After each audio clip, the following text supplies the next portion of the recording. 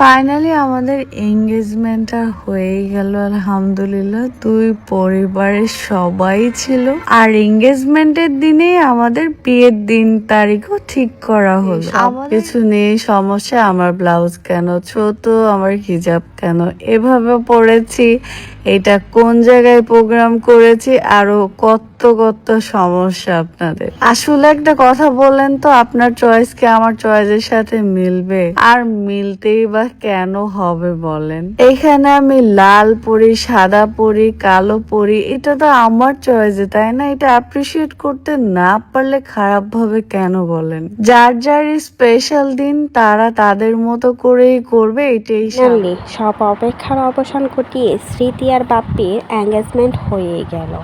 এখন শুধু বিয়েটা বাকি রয়েছে। বিয়েটাও নাকি বেশ কিছুদিনের মাঝেই হয়ে যাবে। এঙ্গেজমেন্টের সাথে বিয়ের তারিখটাও নাকি ঠিক করে ফেলেছে। দুই পরিবারের সম্মতিতে তাদের এঙ্গেজমেন্ট হয়েছে। অনেক আগেই কিন্তু স্মৃতি আর বাপ্পি বিয়ে করেছে, আর সেটা পাবলিককে জানিয়েছে, কারণ তারা একসাথে থাকতো বলে সবাই অনেকে বাজে বাজে মন্তব্য করতো।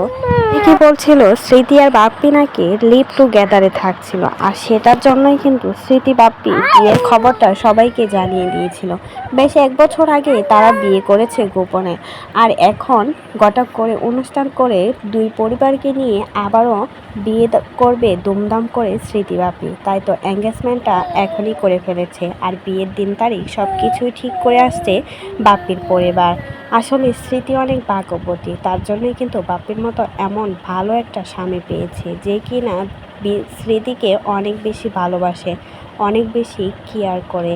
তা না হলে কোনো ডিভোর্সে মেয়ে হয়ে এত সুখ কী করে পায়। আর স্মৃতির আগেও একটা বিয়ে হয়েছিল, যেখানে তার এক্স হাজব্যান্ড আর এক্স শাশুড়ি অনেক বেশি অত্যাচার করত। তার জন্যই কিন্তু স্মৃতি সংসার ছেড়ে চলে আসছিল, আর তখন থেকেই বিথির হাত ধরে স্মৃতি আজ এই জায়গায় আসছে। অথচ ভাগ্যের কি পরিহাস, সেই স্মৃতির আর বিথির মাঝেই সমস্যা হয়ে গেল।